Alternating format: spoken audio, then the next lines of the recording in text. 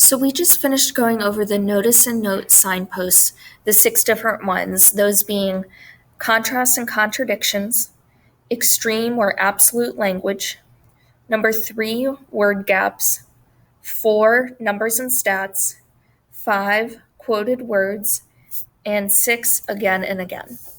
So now we're going to start reading this article about ancient Greece, and we're going to start annotating for these different things because these are just generally good things to annotate and pay attention for when you're reading an academic text, because it's going to help you make more sense of it as you go along.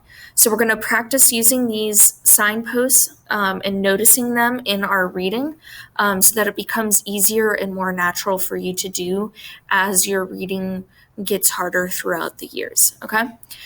So I'm going to start by just annotating some of this with you, and then afterwards I'm going to turn over the second half of it to you, and you are going to try to practice it yourself and show me what you can do by yourself. So the article we're reading today is called Ancient Greece, the Birth of the City-State. And what I like to do when I start reading an article is I like to scan through from the front to the end just to see how long it is, see if there are pictures, see if there are headings, to just kind of get an overview and to be able to mentally prepare for the reading that's coming ahead. So I'm going to do that now. We just read the title and we have a picture here. So looks like about half a text page on the first page. Then we have a full page here. And then about almost to the end of the third page. So almost 2.5, 3 pages, including the picture here. All right, so we're going to come back to the title, Ancient Greece, the Birth of the City-State. And the title can tell you a lot about what you're going to be reading. So when I see the word birth here, I automatically think of beginning or something new. So we're going to learn some stuff here about how ancient Greece got started, is my guess. All right, let's start reading. The term ancient or archaic Greece refers to the time 3 centuries before the classical age, between 800 and 500 BC, a relatively sophisticated period in world history. Archaic Greece saw advances in art, poetry, and technology, but most of all, it was the age in which the polis, or city-state, was invented. All right, I'm going to pause here because this is the first time I'm seeing the word polis. So that would be, indicative of a word gap. So I'm going to put WG for word gap. And then you can see there's a phrase in commas right after it. So it's telling me right here what it means. So it's saying polis or city-state was invented. And we can guess from the title here that that's going to be an important word in our reading because the title literally has city-state in it. So we can guess that polis is going to come up a lot. The polis, or the city-state, became the defining feature of Greek political life for hundreds of years. All right, so it's just giving us this backdrop to what we're going to be reading about ancient Greece. Now we are entering a new section, protected by a god or goddess.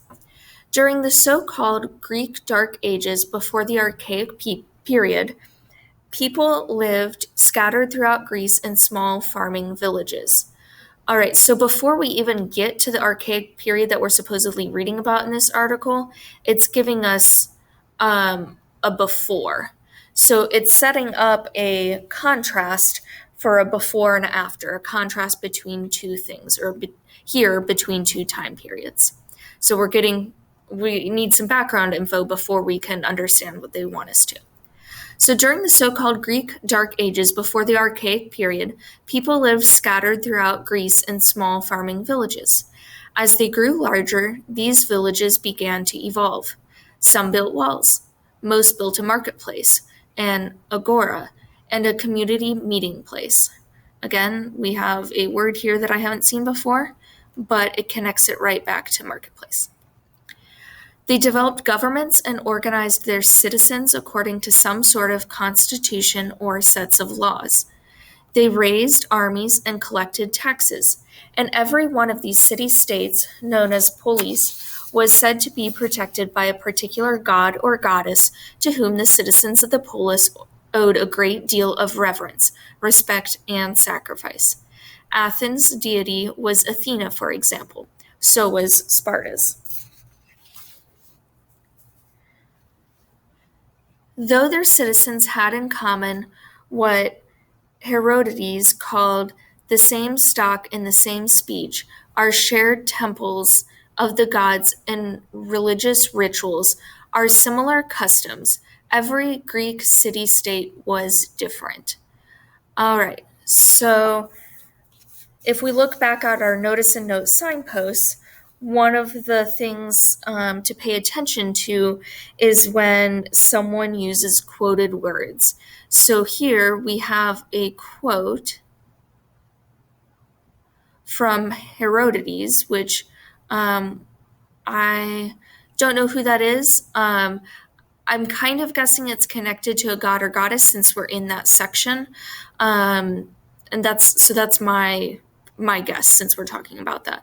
But we could look it up if we wanted to for more information. But I'm just going to go with that for now. So when someone chooses to use a quote in their writing, they are using it because they think someone else's words are better than their own. So that's a good time to pay attention to it. So here, Herodotus says, the same stock and the same speech are shared temples of the gods and religious rituals are similar customs. So they're saying across Greece, everyone has this in common, yet they make the point that every city-state was different. Let's continue. The largest, Sparta, so the largest city-state, Sparta, controlled about 300 square miles of territory. The smallest had just a few hundred people. So here we have a contrast again set up, largest and smallest. So it's just giving us a mental image of how big this area is. However, by the dawn of the Archaic period in the 7th century BC, the city-states had developed a number of common characteristics. They all had economies that were based on agriculture, not trade. For this reason, land was every city-state's most valuable resource. So if we want to pause here, most valuable has some absolute language sounding to it. So we can stop here and think, okay, this is important. They're using an absolute word, and it's probably going to be important as we continue reading. Also, most had overthrown their hereditary kings, or basileus. Again, that's a word I don't know, but it connects it back to hereditary kings. This article is really good about doing that. And were ruled by a small number of wealthy aristocrats. These people monopolized political power. For example, they refused to let ordinary people serve on councils or assemblies. They also monopolized the best farmland, and even some claimed to be descended from the gods. Because the poor, with their wives and children, were enslaved to the rich and had no political rights, Aristotle said, there was conflict between the nobles and the people for a long time. All right, so again, we have another quote here. And so it's kind of alluding at what's to come, right? They built up this before and after, this contrast here. All right, well, I'll try to write that. Between how the kings had been ruling, and then they were overthrown. And then it talks about how they were ruled by a small group of aristocrats and how they monopolized that power. So we have that contrast set up of how things were before and after. And then we have that quote here from Aristotle that implies that the poor were at, the, what's the word? Kind of however the wealthy wanted to rule, they were at their mercy. And then they said that there was conflict. So between these people. So now it's kind of implying that this is how it was before, because remember, we're in the section of how they had been protected by gods and goddesses early on. So we haven't gotten to the more modern city state yet.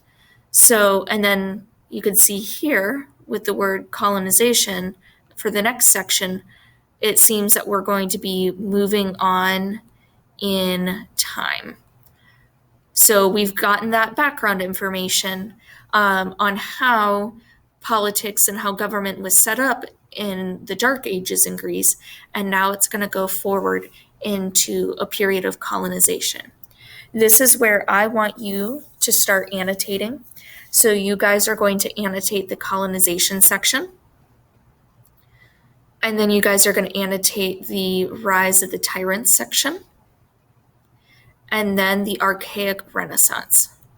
So you have it looks like 1, 2, 3, 4, 5, 6 paragraphs to annotate. So I did about half with you. You're going to do the other half. You are going to do it in your Nearpod slides, and I'm going to break it up into paragraphs, and you're going to use the Draw It tool, and you're going to draw on it and write little notes just like I did here. So make sure you hit submit at the end so that I can see your annotations. Thank you.